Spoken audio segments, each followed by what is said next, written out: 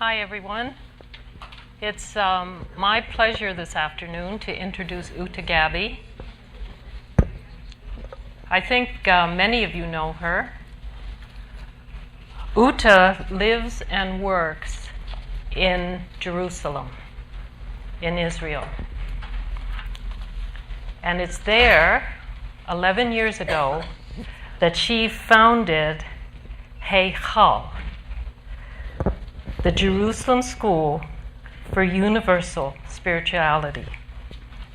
She herself has been a student of the Ageless Wisdom for over 25 years, and she holds a degree in the psychology of education. She is a psychotherapist and a spiritual healer. In her school in Jerusalem, they are offering beginning and advanced courses based on the Bailey work, including white magic and the 7 rays. And they have also branched out to particular target groups, including school teachers. And this year, they had a little pilot program with teenagers. Now, I met Uta 6 years ago in Upper New York State, and I have to say, I was totally amazed to hear about her dharma, her work, the work that she has undertaken in the holy city of Jerusalem, the city that is fraught with so many complexities. And I ask myself, how can she succeed? How can she do this work? This is verging a little bit on being crazy. But I have to say that each year, almost every year, Uta has come to our conference since 6 years ago. And each year I have seen her program grow. And each year we have all been privileged to meet her co-workers and her co-teachers. And I would just like to take 1 minute right now to introduce the 3 teachers that are with her. And if they would just stand, Helen and Lena and Atara back in the sound box.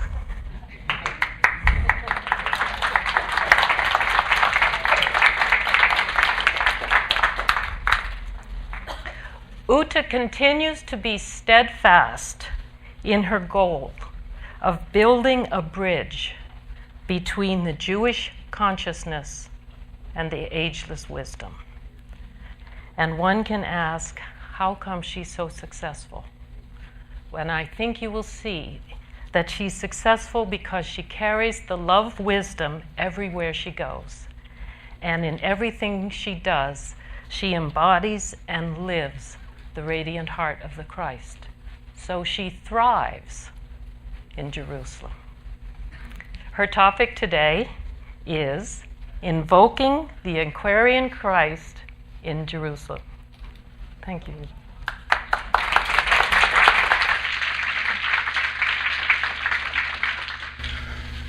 Okay. Shalom and salam to everyone. I would first like to take you on a journey to Jerusalem and then address some of the aspects of what we encounter as an outpost for the Aquarian Christ energy in Jerusalem and the implications of that for the Ageless Wisdom community. So let us move our eyes towards Jerusalem. What do we think and feel when we hear Jerusalem? The mind immediately classifies it as a problem spot in world politics. And for the emotions, it is a magical place, the archetypal city of peace. It is both a symbol of our highest ideal of peace, of Shambhala, and at the same time one of the major places responsible for the absence of peace on earth. And this great drama is being held in place in Jerusalem for millennia. Down the ages, an exceptional amount of cultures and religions have left their imprint on this specific spot on the earth. And these historical imprints are focused into unbelievable density in the old city of Jerusalem, and especially around the Temple Mount, which is called Mount Moriah. On the east side of the old city, there's the Palestinian part of Jerusalem, and on the west side, the Israeli part. The everyday life in Jerusalem seems not so different from any other city. Yet one can feel the charge of many thought forms, meeting, clashing, mingling, endeavoring somehow to live together in this small area. This place seems to have the specific tendency to attract the human projections of the holy and the true, and then to tightly preserve the thought forms which are created around them. Many of the important events of the three Abrahamic religions have occurred in other places. Yet it is Jerusalem where the thought forms are centered and preserved. The amount and vehemence of thoughts and feelings which the believers of these three religions and also the secular world send to this place from all over the planet is immense. Thus each group holds their thought form of Jerusalem in place and adds daily to its substance. Jerusalem is like a magnet. The Temple Mount is the central point of this magnet. On the mount there stand the two mosques. We know of the Jewish temple which stood in the same area. Some hold that the Roman temple of Jupiter stood at the same place, and that there are earlier structures of worship there as well, including of the goddess. This little hill with its layers of temples, which keeps the attention of humanity glued to it, is called Mount Moriah, which means in Hebrew, God is my teacher, or the teachers of God. It is interesting that Michael says that King Solomon, who built the Jewish temple, was Master Moriah. Between the two mosques, there is a large open space, and in this space there is a special atmosphere. There seems to prevail an emptiness, a silence, which is quite contrary to the density around it, like in the eye of a storm. One wonders if it could be an opening or inlet of first-ray energy, a kind of vortex, which could have been the initiating impulse for all this intensity. In a scientific geological measurement of the intensity of light on the planet, it was found that the strongest physical light is in Jerusalem. This is definitely a Capricornian place, reaching up into the supernal light and anchoring it solidly in matter, creating manifold thought forms on the way. The name of Jerusalem is very revealing of this fact. Yerushalem means city of the one whole. Shalem means whole in Hebrew. It has the same root as the word shalom, peace. Yet now the city is called Yerushalayim, meaning the city of two wholes. When the one whole is brought down into matter, it becomes the many. This natural process of unity becoming diversity, the multiplication of form, is the way of evolution everywhere. But in Jerusalem, it seems intensified and preserved to the extreme. The result is what might be called cryptic density. When one goes down into the deep archaeological excavations in the old city, the piling layers of old thought forms are very palpable. The dark recesses of history and the human subconscious can be accessed here, and one can get a sense of what it might feel like to approach the door where evil dwells. Evil in this context could perhaps be understood as a suffocating amount of old form. So we have here the highest light, being rendered into densest matter, which then opposes the new. In the last decades, much good work is being done towards lightening the density by the progressive streams of the local religions, by the Eastern religions, especially Buddhism, which is steadily growing in Israel, and by the interfaith work, which is contributing a lot towards softening and opening. This lightening of the form is being done from within the religious forms. Each person acts out of their own religious identification.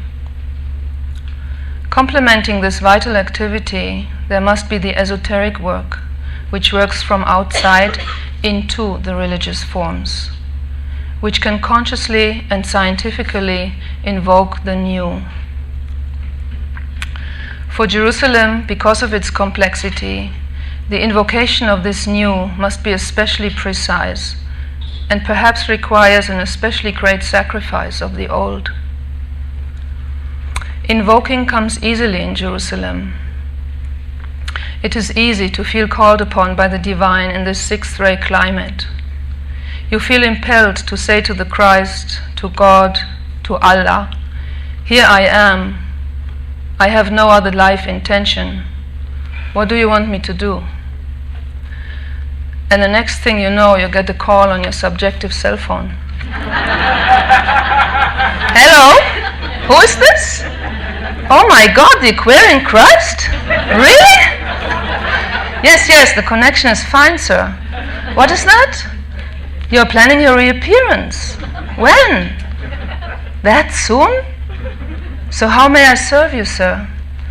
Okay, you want to make it a simple, down-to-earth event. I understand. What? A table for two in the old city? Yes, sir. I can certainly arrange that. One question, sir. Would this be in the Jewish, Christian, or Muslim quarter?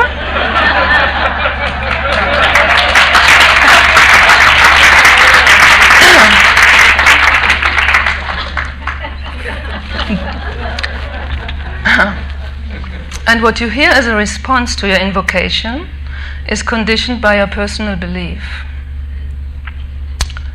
That's why real attention must be given to our relationship with our own childhood belief or our religiosity.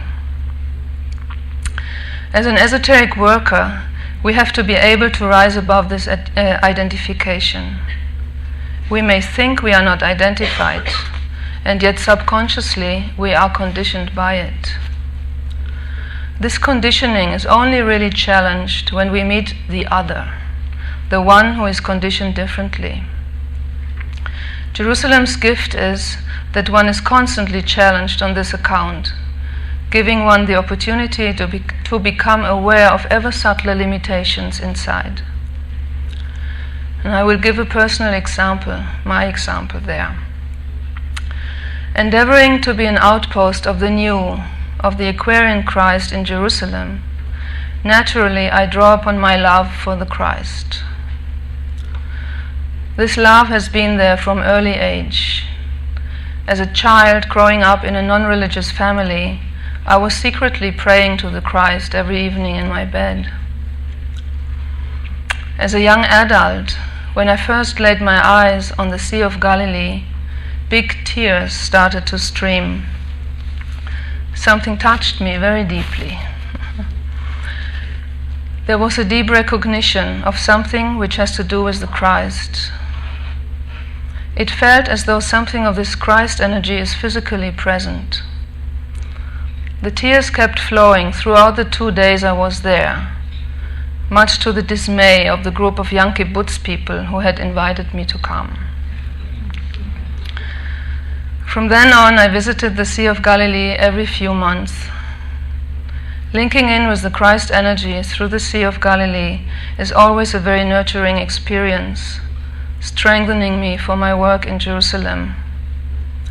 Yet at one point I came to realize that it was the Piscean Christ, the emotional Christ I was linking into, and that I must learn to look forward, to look for the Christ not behind me but in front of me. Consequently, my relationship to the Christ had to gradually change over the years. I understood that I must relinquish my childhood religiosity, that I have to curb my rather sixth-ray mystical devotional reaching for the Christ. I sacrificed the heart approach as I knew it, and gradually cultivated a more mental, more abstract, more Aquarian relationship with the Christ energy. I realized that otherwise I would only add my own blend of religiosity based on history, rather than become an outpost of the new. It is this attachment to the childhood religiosity which holds the old Piscean sixth-ray forms in place. The existing forms evoke from us identification. This is part of human nature. Born into a specific family, nation, and religion, this is our default. And in order to identify with something else, or with a higher form of it, one has to make a huge effort. Jerusalem especially holds these old forms so strongly and loudly. The fact that the historical Piscean Christ has walked this land is definitely hypnotizing.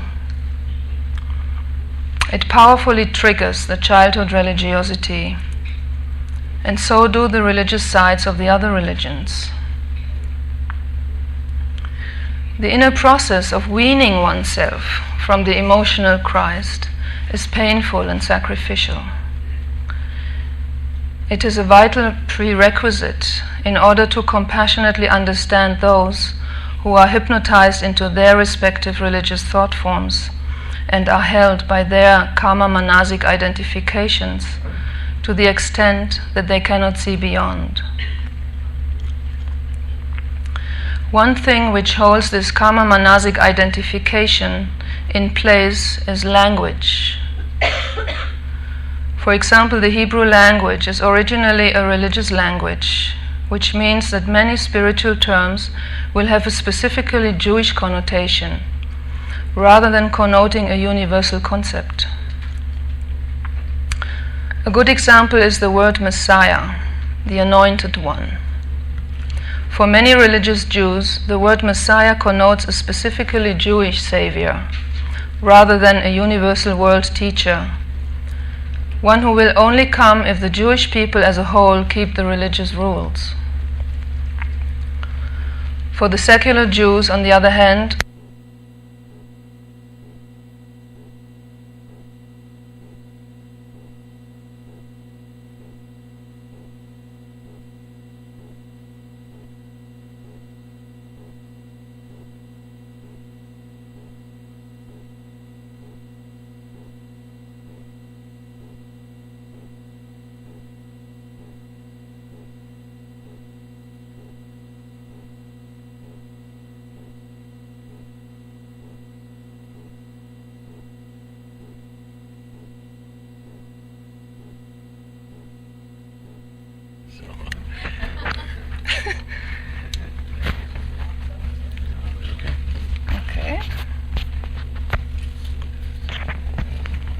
Okay?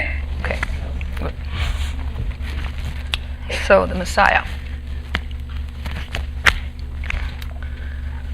Okay, so for the secular Jews, the word Messiah brings up all the pain and exasperation resulting from the domination by the religious Jews.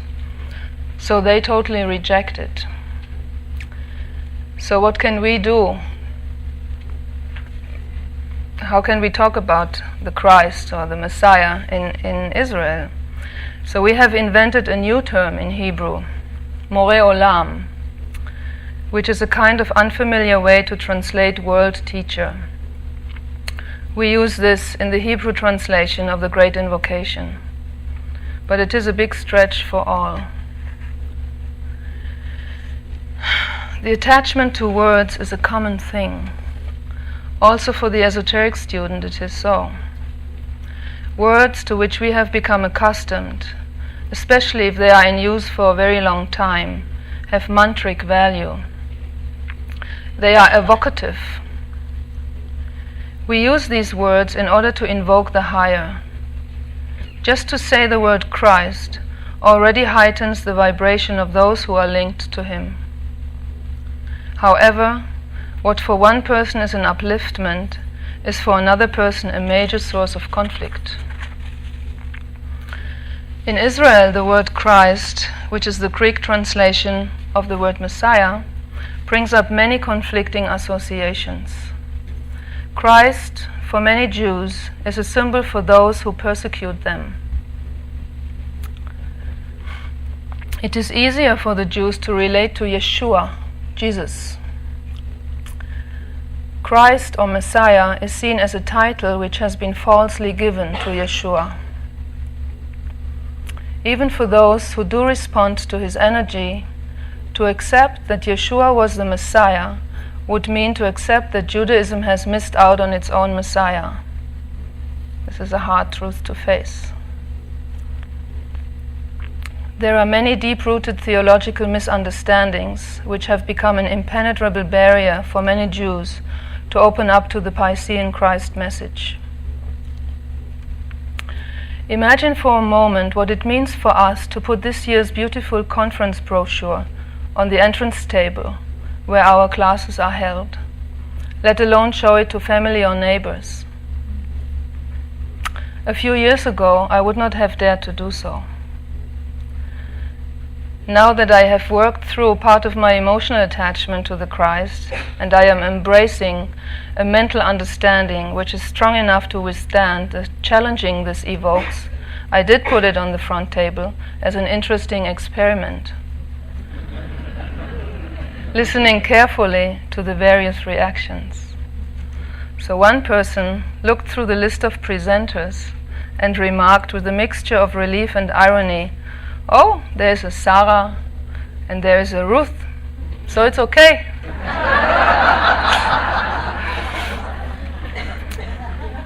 Another person responded by saying, "Oh, good that you go there and tell them something of how it really is. You are probably much more open than most of them there."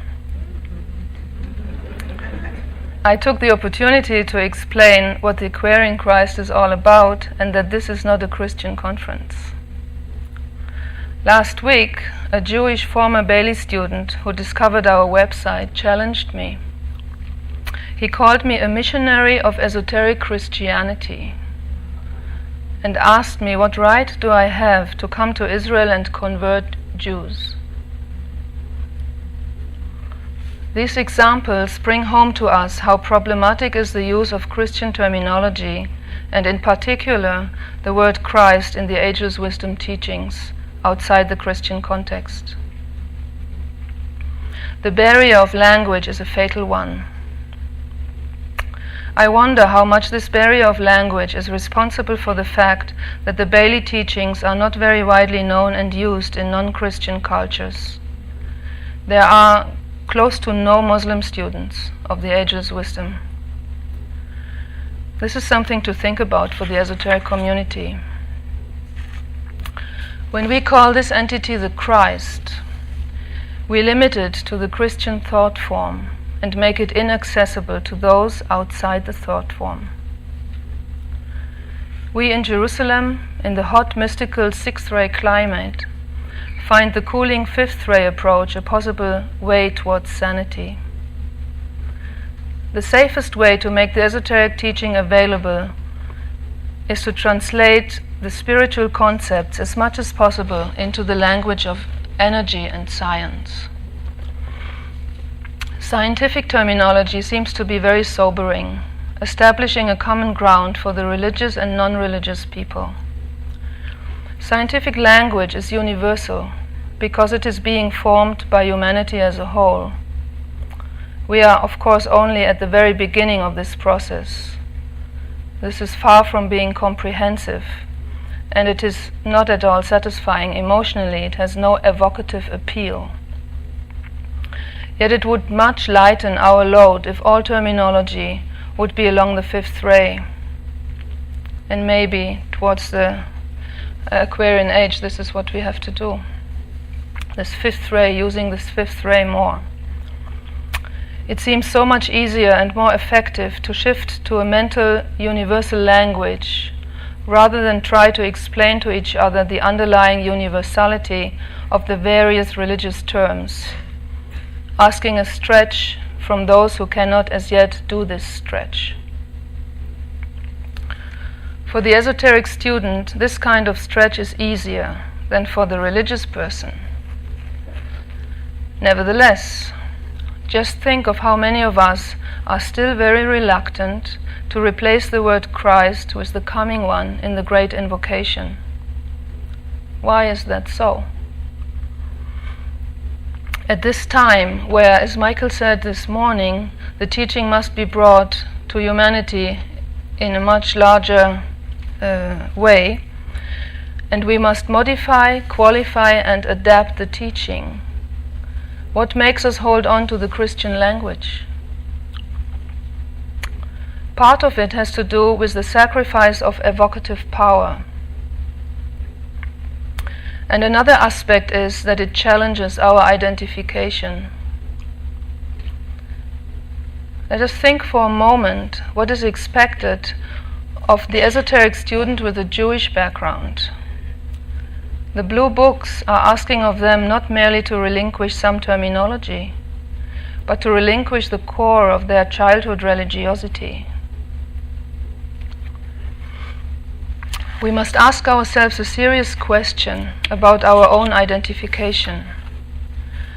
The way from our Christian background to the Ageless Wisdom teachings is admittedly a stretch, yet it is not that bad a stretch. After all, as long as it is our Christ who is the head of the hierarchy, all is in good order.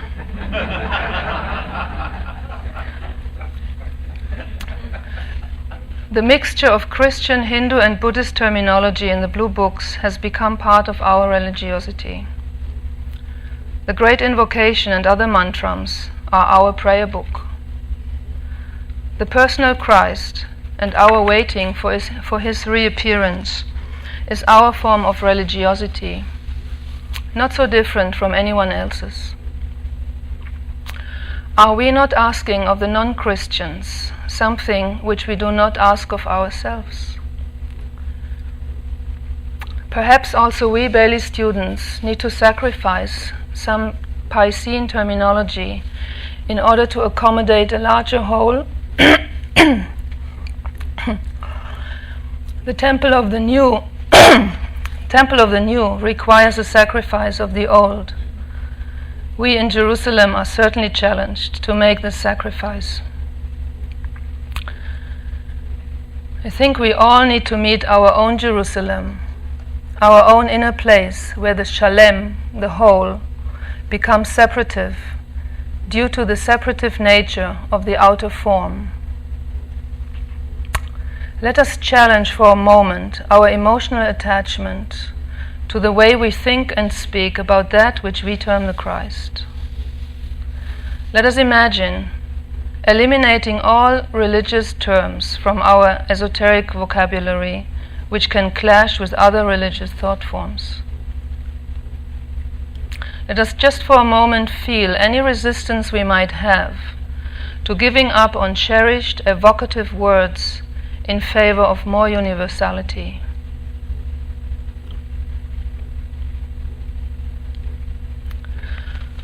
Only when we ourselves taste this sacrifice do we start to truly understand those who are not yet able to do so. We can feel their fear and pain of giving up part of their identity. We are compassionate towards them because we know what they are up against. Then we will know how to talk to them, how to build a bridge for them towards the next unfoldment of divinity. We will know how to present the new without it being threatening. I would like to mention the work of the Dalai Lama, as Donna did this morning. In his recent visit to Israel, it struck me how similar are his work methods to what we are trying to do. He talked about the concept of secular ethics, meaning to separate our morality from the religious context. He also stressed the importance of science as a guideline and a help. He uses very simple general language, no Buddhist religious concepts.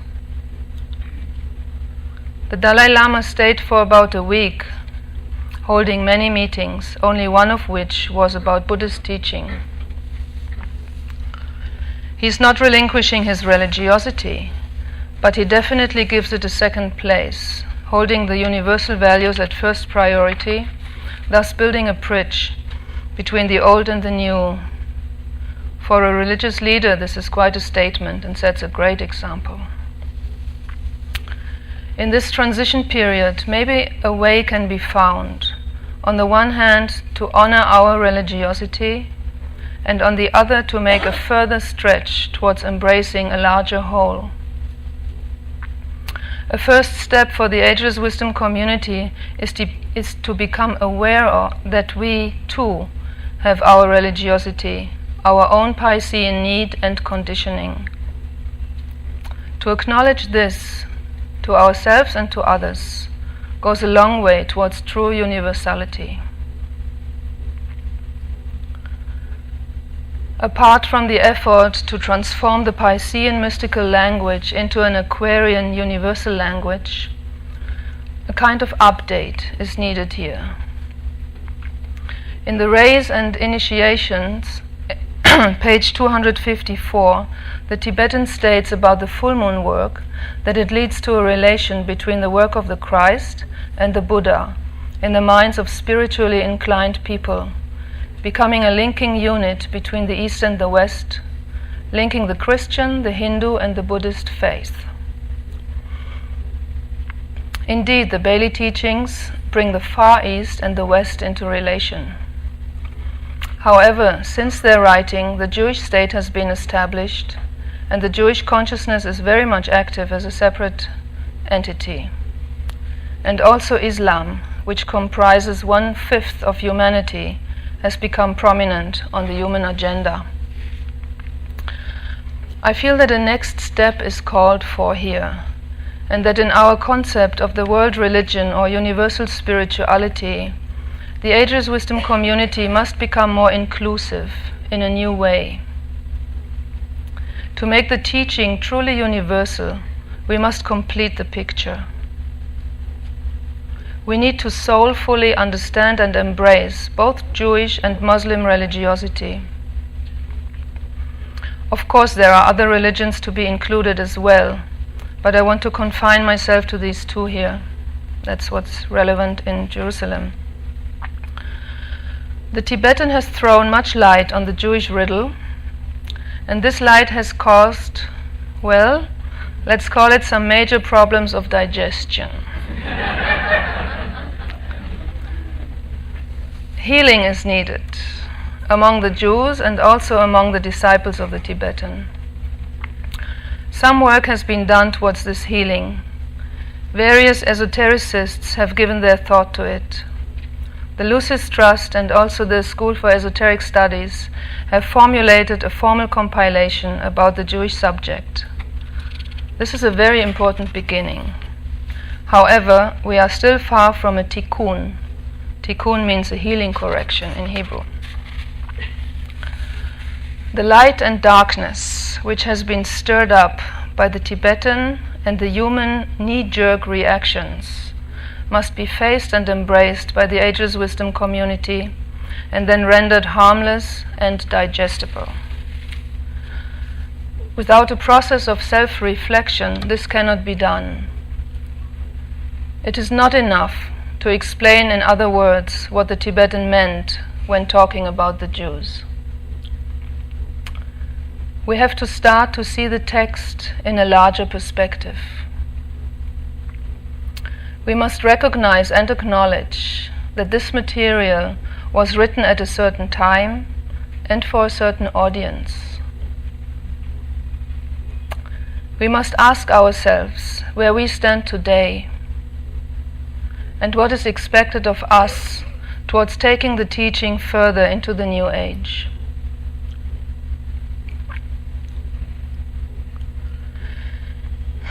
In the Bailey teachings, we find almost nothing on the Muslim archetype. The Tibetan only states that the Muslim religion is linked to the Christian faith and that it was the Master Jesus who overshadowed his advanced disciple Muhammad. This makes the Muslim religion qualified by the sixth ray, as is Christianity through the sixth ray of the Master Jesus and St. Paul. Muhammad may perhaps have been a sixth ray soul with a first ray personality, but we don't know. There definitely seems to have been a first ray at work. Much filling in must be done here. This calls for the use of our esoteric sense. We must rise above the manasic wealth, which alone cannot provide a solution and a healing. The best of the heart and the best of the mind must be brought together and synthesized. This then produces the state of consciousness of Buddhi, which is needed to transcend the thought forms and intuit the causal design, the essence, and see it in the larger context. Tapping the water of life from the Buddhic plane, tasting this Buddhic exquisiteness, is so satisfying that it loosens the spell of the karma manasic identification, our own and others. This enables us to both pierce and embrace the thought form, not breaking it, but with Buddhic water compassionately softening and dissolving it. A deeper, soulful understanding of both the Jewish and the Muslim archetype is of absolute necessity in our work in Jerusalem. Because of the magnitude of the group clamor involved, it takes the concerted group effort of those who can hold their consciousness above the clouds and, with an embracing heart, pierce the dense atmosphere of Jerusalem with the vision of the new. I take this opportunity to appeal to you as representatives of the Ageless Wisdom community, together to apply our hearts and minds to this world problem. In order to effectively and safely do this work, the sound anchoring of the Jerusalem outpost within the world group is of vital importance. We would like to extend a warm welcome to you to be in touch with us. Okay, I want to close with a few minutes of meditation to join the best of our hearts and the best of our minds together and invoke the new, coming to us on the wings of love wisdom, the Buddhic exquisiteness, the world teacher. So let us close our eyes.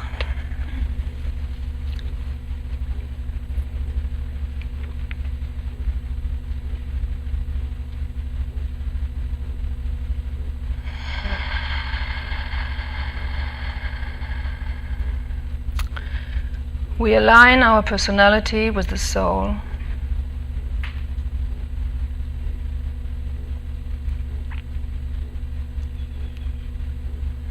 And we align with the group soul.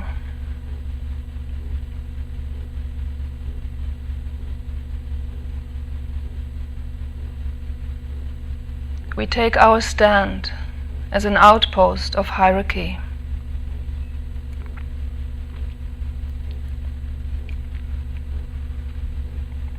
Let us build together a group chalice out of the substance of our hearts.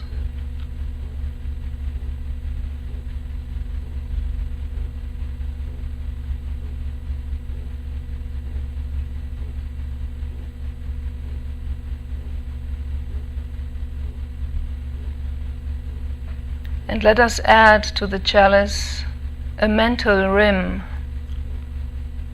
bringing clarity and transparency to it.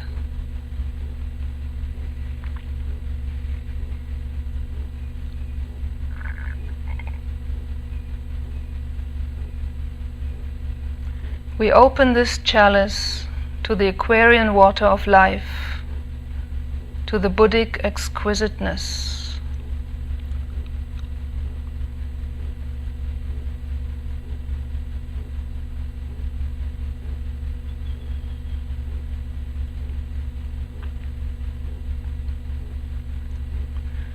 Let us feel this exquisiteness as a substance.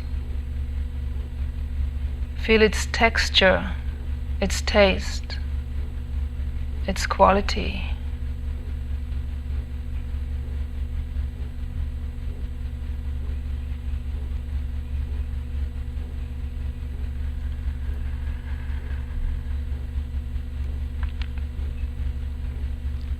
Let the deepest core of our hearts and minds resonate with it.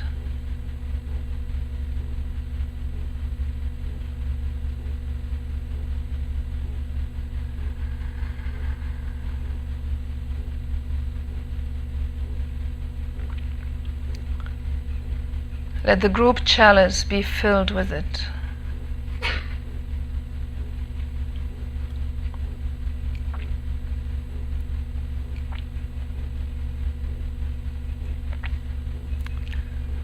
Let this exquisiteness, this life elixir, flow out now to all the outposts of the Aquarian Christ, the Maitreya, the Aquarian Messiah, the Aquarian Imam Mahdi.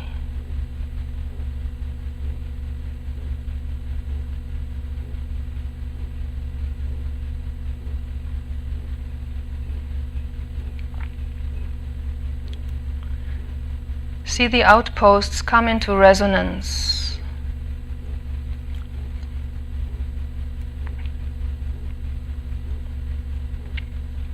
And may the resonance be so unified that an impact is made on the human consciousness.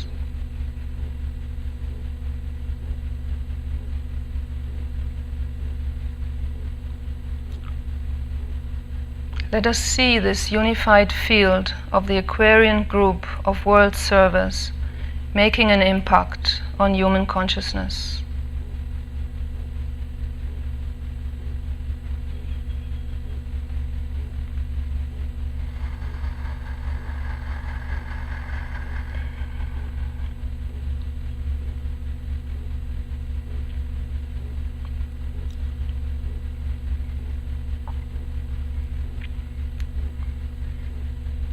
We take some of this exquisiteness into our own individual chalice.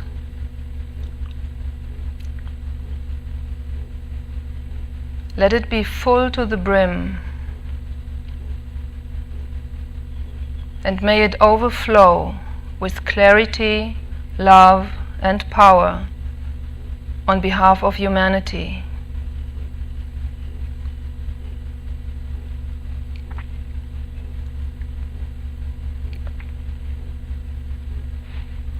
Let us stay one more minute with the joy and the gratefulness of the community of the World Teacher.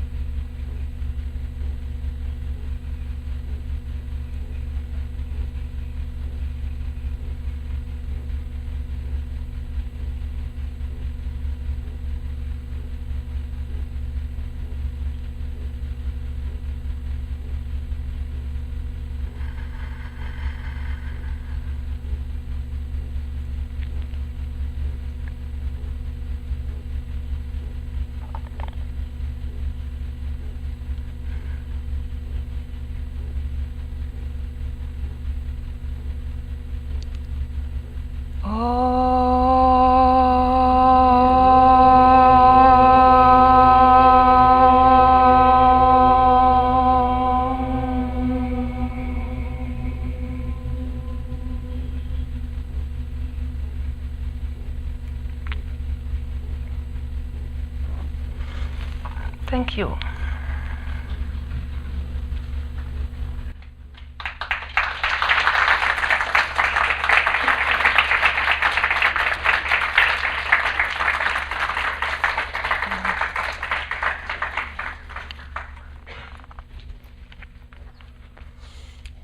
Awesome volume.